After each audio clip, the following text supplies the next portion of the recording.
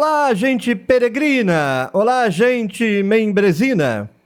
Se você assiste a esse vídeo no lançamento, 31 de julho, uma quarta-feira, meio-dia, nós estamos nos despedindo do primeiro mês do primeiro ano, desde que eu comecei a me dedicar exclusivamente, em termos profissionais, a este canal e à tradução da Bíblia, a Tenda do Necromante e a nossa Bíblia Livre. Junho do ano passado, 2023, foi o último mês que eu trabalhei profissionalmente para ganhar a vida, coordenando um projeto de doutorado, um programa de doutorado em Ciências das Religiões. Decidi traduzir a Bíblia. As tarefas ficaram pesadas demais, é impossível traduzir a Bíblia e, ao mesmo tempo, trabalhar em outra atividade. Decidi, então, com brilho nos olhos, faca nos dentes e frio na barriga, quem estava aqui à época acompanhou a batalha e a luta, e o temor e a ansiedade e a coragem. Eu pedi demissão do trabalho, onde eu poderia me aposentar com tranquilidade, e me dedico exclusivamente ao canal e à tradução da Bíblia, há exatos 1 ano e 1 mês.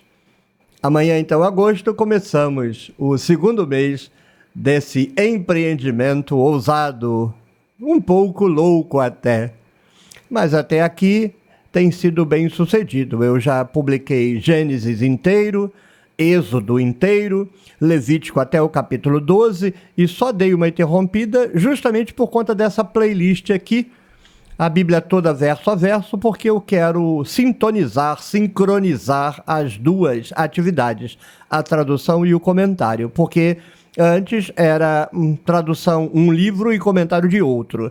Tudo bem, tem a sua vantagem, mas eu acho que fica melhor traduzindo um livro e comentando o mesmo capítulo traduzido na mesma semana. Então, tem dado certo e acho que o futuro é promissor. Muito obrigado a todos vocês que garantem e oxalá continuem garantindo a minha sobrevivência enquanto ser humano e família, e o trabalho deste canal neste último ano e mês. Campanha 10 milhões em 10 milhões de visualizações em 1000 dias. A live dos 1000 dias do canal será em outubro. Até lá precisamos bater 10 milhões de visualizações. Estamos hoje, 11 de julho, quando gravo. Você assiste dia 31, mas eu estou gravando dia 11. Nós estamos rodando com 9.253.000. Então, grosso modo, precisamos de 750 mil visualizações até outubro. Rodando, como estamos rodando, a 235 mil, vamos bater 705 mil. Não dá, precisamos arrumar aí de 50 é no limite, uns 100 mil pelo menos a mais. Para isso, precisamos de pelo menos 35 mil visualizações novas por mês. Então, preciso de um esforço de vocês. Preciso que vocês assistam a mais vídeos do que estão assistindo até agora. E, principalmente, os vídeos que não assistiram. Se o YouTube indicar, clique. E, se não indicar, vá no corpo de estoque de vídeos do canal. São 3.700 vídeos. Localize o que você ainda não assistiu e clique. Se você assiste 10 por dia, assista 15. Se você assiste 5, assista 8. Se você assiste 2, assista 4. Se você assiste 1, assista 5. Então, aumente, por favor, a quantidade de vídeos assistidos por dia para a gente poder chegar na live dos 1000 dias e comemorar. Porque pense no fracasso, na derrota. Chega na live dos 1000 dias e 9.990.000. A gente ficar para trás por 10 mil visualizações. Vai ser derrota. Vai ser derrota. Então, moção potência. Assiste aí, potência. Nada de derrota. e vamos alcançar esse número mágico. Não ganho prêmio, não ganho dinheiro, não ganho troféu, não ganho plaquinha, não ganho medalha, não ganho menção honrosa, não ganho nem um e-mail de parabéns do YouTube. Mas vai ser bacana na live dos 1000 dias a gente anunciar 10 milhões de visualizações. Conto contigo. Finalmente, nesse 11 de julho, eu estou há 15 dias da minha cirurgia, agendada para 25 de julho. Você aí, nesse 31, se você assiste na liberação do vídeo, você está há 6 dias da minha cirurgia. Espero que para você já seja conhecimento de que tudo correu bem, eu ainda estou condenado a um silêncio obsequioso de 10 dias, então nesse 31 ainda não estou podendo falar, mas para mim é só desejo. Eu desejo que a minha cirurgia tenha corrido bem e espero que você esteja constatando que de fato correu. Deixe um comentário. Vamos ao vídeo que para isso viemos. Aí está, Levítico capítulo 4, versos de 1 a 19. Necessários 2 vídeos para liquidar o capítulo 4. Então você vai assistir esse agora meio-dia e assista depois a continuação às 19 horas desse mesmo 31 de julho, se você assiste na liberação. Texto hebraico num canto, minha tradução literal ao pé da letra de outro lado, www.nossabiblialivre.com. Lá você pode ler online gratuitamente essa tradução quantas vezes queira, não paga um centavo. O texto de Gênesis está para ser publicado nesse semestre, provavelmente. Está para ser publicado, provavelmente, nesse semestre. Que vai ser publicado, parece que sim, mas talvez seja nesse semestre. Êxodo e Levítico, a gente ainda precisa ver como a editora vai se sair com o risco de publicar Gênesis. Leio, depois comento. E fala Yahvé a Moshe para dizer: fala aos filhos de Israel para dizer: garganta que peca em ignorância, desde a totalidade dos mandamentos de Yahvé, que não são feitos, e ele faz desde eles. Se o sacerdote ungido peca, para delito do povo, e ele faz aproximar sobre o pecado dele, que ele peca, touro, filho de gado, completo, para Yahvé, para pecado, e ele faz ir o touro à abertura da tenda de período, para as faces de Yahvé, e ele suporta a mão dele sobre a cabeça do touro, e ele imola o touro para as faces de Yahvé. E toma o sacerdote ungido desde o sangue do touro, e ele o faz ir à tenda de período, e molha o sacerdote o dedo dele no sangue, e ele faz aspergir desde o sangue 7 passos para as faces de Yahvé, as faces da divisória da sacralidade, e dá o sacerdote, desde o sangue, sobre os chifres do sacrificiatório do defumado das especiarias, para as faces de Yahvé, que na tenda de período.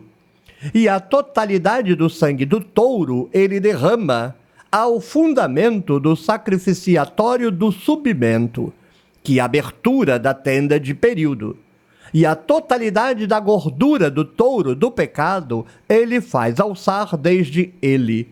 A gordura cobridora sobre o interior, e a totalidade da gordura que sobre o interior, e os 2 dos rins, e a gordura que sobre eles, que sobre os lombos, e o lobo sobre o pesado, sobre os rins, ele faz apartar, conforme que é feito alçar desde o boi do sacrifício das completações, e os faz defumar o sacerdote sobre o sacrifício do submento, e a pele do touro, e a totalidade da carne dele, sobre a cabeça dele, e sobre as patas dele, e o interior dele, e o intestino dele. E ele faz sair a totalidade do touro desde fora para o acampamento, a lugar puro, ao derramatório da banha. Ele o arde sobre árvores no fogo. Sobre o derramatório da banha, ela é ardida. E se a totalidade da congregação de Israel, perdem-se eles, e está oculta fala, desde os olhos da Assembleia. E eles fazem desde a totalidade dos mandamentos de Yahvé, que não são feitos, e eles são delituosos. E é conhecido o pecado, que eles pecam sobre ele, e fazem aproximar a Assembleia, touro, filho de gado, para pecado, e eles o fazem ir para as faces da tenda de período, e suportam os velhos da congregação as mãos deles sobre a cabeça do touro, para as faces de Yahvé, e ele imola o touro para as faces de Yahvé. E faz ir o sacerdote ungido desde o sangue do touro à tenda de período. E molha o sacerdote o dedo dele desde o sangue, e ele faz aspergir 7 passos para as faces de Yahvé, as faces da divisória. E desde o sangue ele dá sobre os chifres do sacrificiatório, que para as faces de Yahvé, que na tenda de período. E a totalidade do sangue ele derrama ao fundamento do sacrificiatório do subimento, que a abertura da tenda de período. E a totalidade da gordura dele, ele faz alçar desde ele, e ele faz defumar para o sacrificiatório. Muito bem, vamos então ao comentário. Yahvé se dirige a Moshe e vai instruí-lo agora sobre a operacionalidade do sacrifício. O caso inaugural é o pecado de ignorância. O que é pecado de ignorância? A pessoa peca inadvertidamente. Sabe, você entra numa rua de mão única e entra na contramão.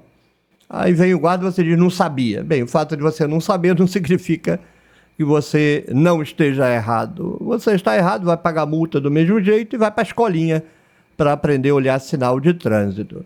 Então é o tipo de pecado que está sendo anunciado. Mas veja que é pecado em relação a todos os mandamentos de Yahvé, ou seja, aquilo que está preceituado, né? Está tipificado. E estão tipificados para não serem feitos. Então, é um delito, uma infração, porque fez algo que os mandamentos dizem para não fazer, e o cabra fez. Então, primeiro caso. Aí, subcaso. O próprio sacerdote fez isso. O sacerdote ungido meteu os pés pelas mãos e fez uma besteira. Quando ele faz isso, é delito, tanto dele quanto delito para o povo. Então, ele vai ter que fazer o sacrifício por conta daquele pecado ali. Então, tem o sacrifício geral, teológico, e tem esses sacrifícios pontuais. Esse é um sacrifício pontual. Tem que ser touro, macho, não pode ser fêmea. Vejam que fêmea é só quando é oferta de completação, espontânea. Mas quando é para cobrir pecado, fêmea não. Só macho. Isso tem a ver com a misoginia intrínseca da teologia do Templo de Jerusalém. E para mim, a misoginia intrínseca do Templo de Jerusalém não tem nada a ver com guerra de sexos, no sentido ontológico, uma bobagem que se espalha em internet, salas de aula e movimentos identitários afora. Para mim, isso resulta do enfrentamento violento e relativamente duradouro entre o Templo de Jerusalém e a comunidade de profetisas, que se insurgiu contra o desmando megalomaníaco do Templo de Jerusalém. O templo vence a briga contra as profetisas carismáticas, as macumbeiras de Yahvé, também de Áxera, e as sacerdotisas que trabalhavam para o povo, as mulheres vinculadas à religião popular e ao culto de fertilidade, acabam com isso e jogam sobre ela uma interdição radical para impedir que elas sejam oficiais na nova ordem. A igreja mantém isso de pé até hoje, né? Na maior facção da igreja, a mulher não pode ser ordenada. É uma prática que não tem nada de bonito, não tem nada de verdadeiro, é podre. E nasceu nessa fossa pútrida e séptica que é o Templo de Jerusalém. Então, como é para pecado, não pode ser fêmea, tem que ser macho, completo, não pode faltar pedaço nenhum, já que é para purgar o pecado, né? Para sacrifício de pecado, para despecar. Então, esse sacerdote ungido leva o touro até a entrada da tenda, as faces de Yahvé, porque tecnicamente Yahvé está na tenda. Então, ele suporta a mão dele sobre a cabeça do touro, e o touro é imolado ali diante da tenda. Uma dúvida aqui é, por exemplo, nós vimos nos vídeos anteriores que quando terminaram de erguer a tenda, a nuvem baixou e Moisés não podia ir lá. E quando a nuvem subia, parece um orixá de candomblé, né? Sobe e desce, sobe e desce. Quando subia a nuvem, aí o povo tinha que botar essas cangalhas de ouro, prata e cobre nas costas, as madeiras, aquela bodega toda, e carregar, feito uns camelos, uns dromedários de Yahvé, deserto afora. Aí quando é que eles faziam o sacrifício? Se quando a nuvem está, Moisés não pode ir, e quando a nuvem sobe, eles têm que caminhar, faz o sacrifício quando? Alguém cometeu alguma bobagem, né? Ou eu traduzi errado, ou alguém cometeu alguma bobagem redacional. Como não é nunca a mesma pessoa escrevendo os diversos capítulos, o cara pode entender errado, ou então nem sabe do outro capítulo, né? Nem sabe que alguém vai botar lá que quando a nuvem pousou, Moisés não entra, faz sacrifício, não sei o quê. É uma confusão só. Quem trata isso tudo como uma narrativa harmônica, ou nunca leu, ou leu, mas é analfabeto, ou leu, não é analfabeto, mas ganha dinheiro mentindo para o povo. Muito bem, então ele vai pegar o sangue do touro, vai entrar na tenda. Isso não estava nos sacrifícios anteriores, no sacrifício geral do submento, o olá, e no sacrifício das completações, que não é para pecado. Nesse, o pecado, para cobrir pecado individual por ignorância, o sangue tem que ser levado até o interior da tenda e vai ser espargido na direção das faces de Yahvé, que está representada ali na arca, do outro lado da divisória. O sujeito vai ficar fora da sacralidade das sacralidades, diante da divisória, ali onde está a mesa, o candelabro e o altarzinho do incenso, e vai espargir 7 vezes o sangue ali na divisória, né, na direção da divisória. Não está claro se vai sujar tudo de sangue a bodega bordada lá, mas ali vai espargir diante da divisória. Aí o sacerdote pega o sangue e coloca sobre os chifres do sacrificiatório do defumado, ou seja, o altarzinho do incenso, o que, mais uma vez, confirma que o altarzinho ficava do lado de fora. Mas como não é a mesma pessoa escrevendo, é assim que esse narrador entendeu. Para esse narrador, o altarzinho ficava do lado de fora. É como eu entendo também. E ele vai espargir 7 vezes na direção da arca, ou seja, na direção da divisória, e depois ele molha de sangue os chifres do altarzinho do incenso. Aí ele pega o resto do sangue, sai da tenda, vai lá no assentamento, onde tem o altar do submento, o sacrificiatório do submento, e derrama o sangue ali. Aí ele vai pegar toda a gordura, exatamente como no caso do sacrifício do touro das completações, vai colocar sobre o sacrifício do submento que esteja no altar, como eu imaginei no vídeo anterior, e aí queima a gordura do touro, do pecado, da ignorância do sumo sacerdote ou do sacerdote, sobre o defumar do touro do sacrifício do submento que está queimando lá. E aí o que vai ser? A mesma coisa lá do sacrifício das completações. A gordura que cobre o interior, a gordura que está do lado do interior, sobre aí do lado, ou seja, o que está em cima e o que está do lado, os 2 rins do boi, a gordura que está sobre eles, que está sobre os lombos do boi, que está sobre o lobo do pesado. Na verdade, a gordura é o que está sobre o pesado, que é o fígado. Então, o lobo, a gordura que está sobre o fígado, os rins e sobre os rins, e pega tudo isso e vai queimar em cima lá do boi, do sacrifício do submento, como se faz com a gordura do boi das completações. É Yahvé já preso à droga pesada da gordura, né? Vide o vídeo que eu gravei da droga leve à droga pesada, do sangue à gordura, a jornada de Yahvé para um Deus adicto. Então ele queima aquilo tudo. E o resto, a pele, a carne, a cabeça, as patas, tudo, ele não vai nem dar para ninguém comer, nem vai sacrificar para Yahvé. Ele vai juntar aquilo tudo ali, vai sair do acampamento, ele vai sair do acampamento, inclusive da população, vai para um lugar ermo assim, puro, e derrama, lá onde eles vão jogando fora a banha, aquela lixarada queimada, empretecida, que é o restolho da queima dos sacrifícios. E ele vai lá fazer uma fogueira de madeira, e ali ele queima tudo. Não pode ficar nada não pode ser utilizado não.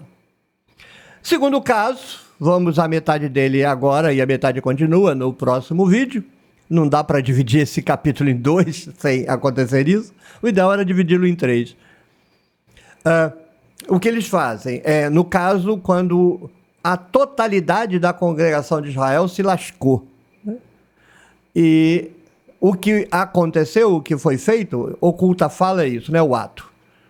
Para a Bíblia, a fala e a ação é a mesma coisa, né?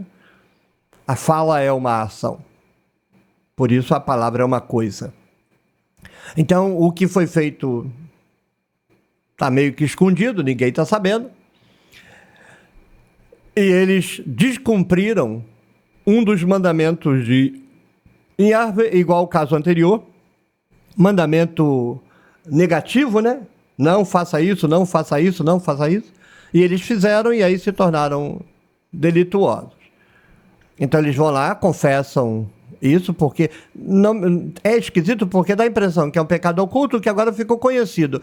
Eu não tenho certeza, eu acho que eles vão diante do sacerdote e simplesmente confessam, por hipótese, né, que a comunidade está em pecado oculto. Não acho que ficou sabendo, porque senão não é um pecado oculto, não é um pecado sabido. É complicado para mim entender isso. De qualquer forma, ele chega lá para o sacerdote e vai confessar que pecaram. Me parece que é uma confissão por pressuposto de que há pecado oculto naquela comunidade. Então, de novo, eles vão fazer igual o sacerdote, vão pegar um boi, um gado, né? Filho de gado, macho, é para pecado, então não pode ser fêmea.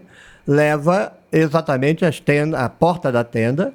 Aí os velhos botam a mão sobre a cabeça do touro e o touro diz: o que eu tenho a ver com isso? Aí o velho fala: isso ia ser comido no churrasco mesmo. Ser comido no churrasco e ser comido por Yahvé não tem diferença nenhuma. Aí, diante ali da tenda, ou seja, tecnicamente diante de Yahvé, o touro é imolado.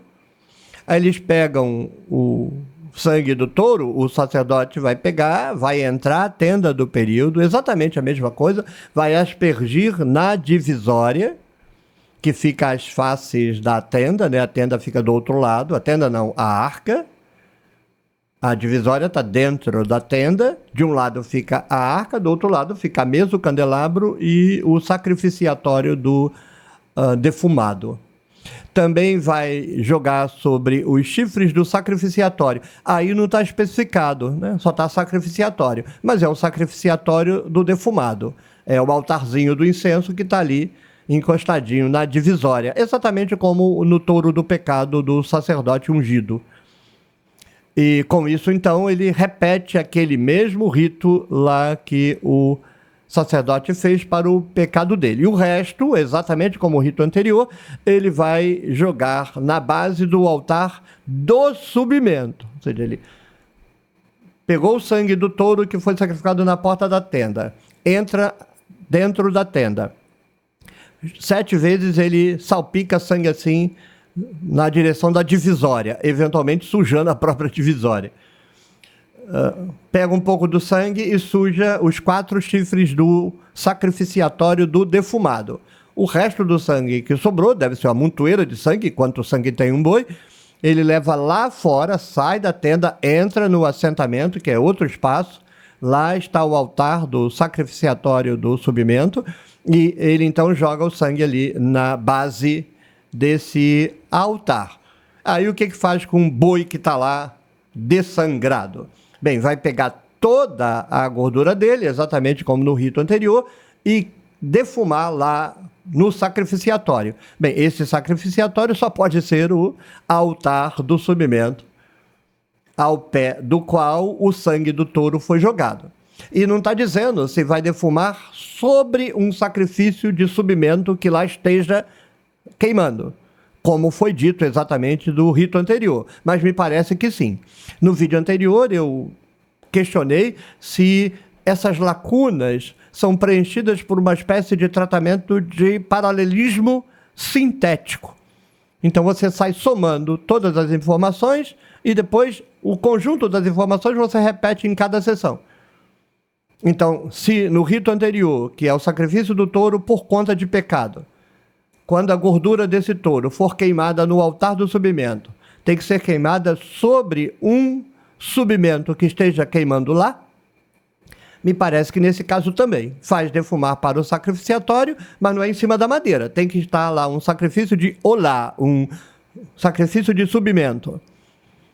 Há um vídeo desses capítulos de Levítico explicando isso. O sacrifício de subimento, sacrifício de completações. Então tem que ter lá um sacrifício de subimento sendo queimado e a gordura do touro do sacrifício do pecado oculto da comunidade vai ser queimada sobre esse sacrifício de subimento que lá estava. É a minha avaliação, mesma coisa que eu fiz no capítulo anterior. Mas não tem como saber porque o texto é, nesse sentido, mal escrito, né? Para um manual operacional, falta muito para ser eficiente, já que tem buraco aí. Nesse caso, por exemplo, você poderia chegar lá e queimar em cima, mesmo que não tivesse sacrifício nenhum, não está escrito. Aí alguém vai dizer, não, mas olha lá, no rito anterior tem que ser, mas no rito anterior, aqui não está escrito. No manual tem que estar escrito. Então, das duas, uma, ou não é. Se você for seguir ao pé da letra, nesse caso não precisa ter sacrifício de subimento nenhum, mas não sei se faz sentido. O sentido é que o sujeito está pressupondo que dizer que tem que defumar sobre o sacrificiatório está implícito que tem que defumar sobre o sacrificiatório do subimento, onde um subimento esteja sendo queimado. Na continuidade do rito, a gente fecha no próximo vídeo. Na liberação, agora à noite, nesse mesmo dia 31 de julho, quarta-feira, às 19 horas. Ou, se você estiver assistindo a qualquer outro tempo, só vê na sequência, né? Vai na playlist e assiste o vídeo na sequência. Até lá, então. Eu sei que para um não cristão, isso é loucura, e é. Para um cristão, isso é chato, porque não tem nada a ver com o cristianismo, digamos. Bem, tem. Chamar Jesus de cordeiro é pegar Jesus e enfiar nessa bobagem aí de mata-bicho. A teologia é muito clara. os sacerdotes inventaram, isso é uma invenção. Hoje, num comentário que eu respondi, hoje, 11 de julho de 2024, eu havia num vídeo dito que mito é mentira e um peregrino veio me contestar, dizer, mito não é mentira, professor, escreveu um texto longo e eu repeti para ele, mito é mentira. Mito não é uma declaração de um povo, outra mentira. Mito é inventado por uma classe dominante para enganar o povo.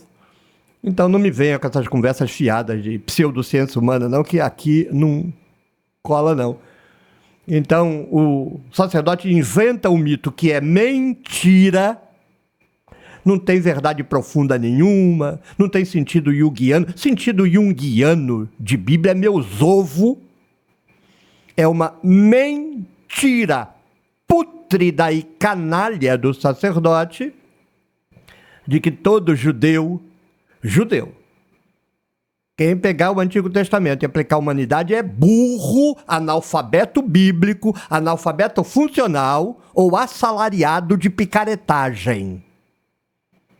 Porque no Antigo Testamento a desgraça foi feita com o judeu. Lasque-se o judeu para lá.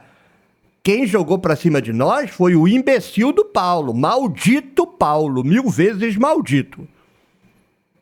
Então, se você está pegando o Antigo Testamento e aplicando a você, é porque você é idiota. Porque Paulo que inventou essa segunda mentira. Então, o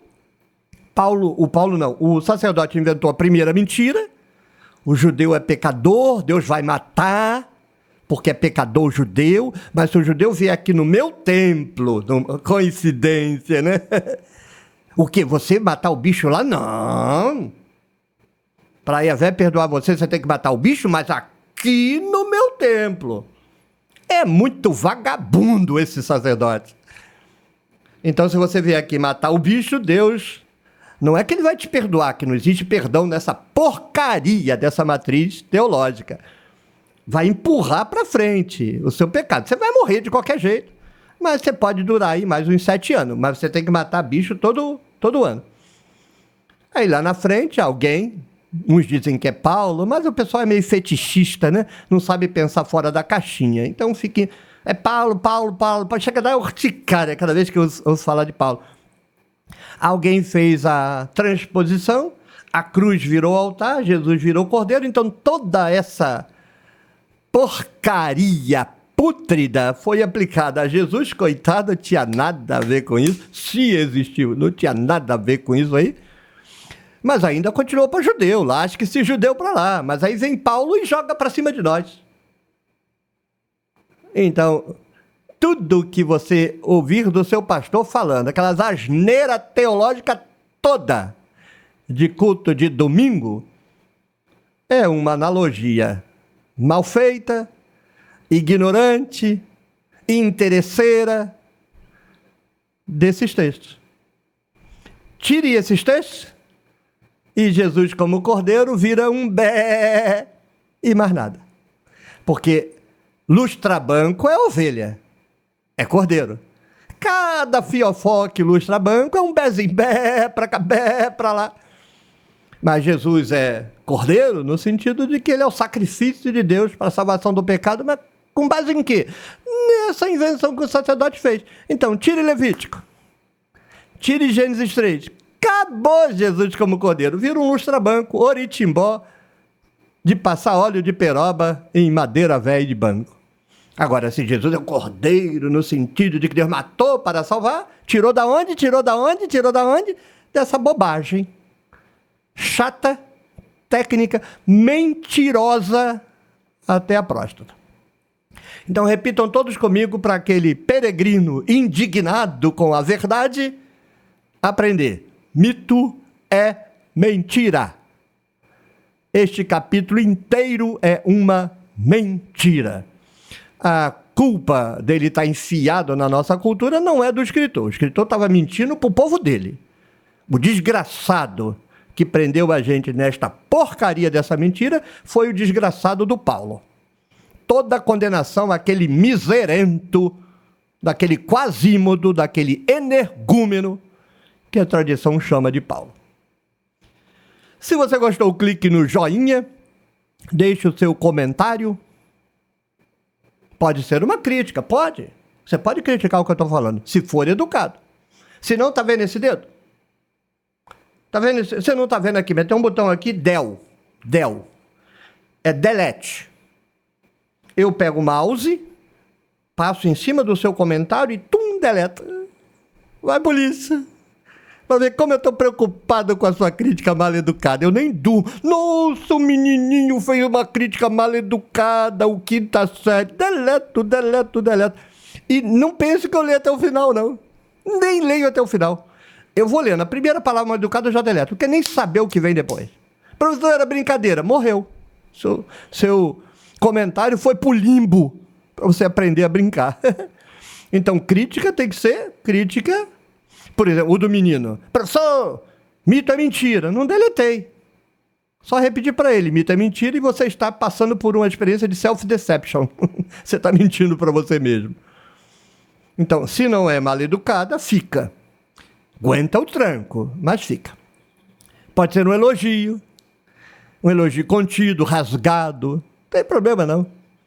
Eu estou vacinado contra elogios. Aprendi a lidar com eles. A lidar com eles, né? Lidar com eles. Pode ser um cumprimento, pode ser uma pergunta e pode ser um simples engajamento. Compartilhe o vídeo, caso seja possível. Às vezes você tem parentes ou amigos que não gostam nem de ouvir falar de necromante. Aquilo é do diabo. Torne-se membro do clube de membros da Tenda do Necromante. Apoie meu trabalho. Se você vê valor nisso, alguém tem que apoiar. Saco vazio não para em pé, dizia vovó. Salve as vovós do planeta. Se bem que vovó também pode ser fascista, então dane-se as vovós fascistas. Apoie o meu projeto de tradução da Bíblia, esse projeto que você viu aí, eu lendo. E entre no jogo dos 10 milhões de visualizações em 1000 dias. Tchau, tchau. Até o próximo vídeo. Até a próxima rodada de café.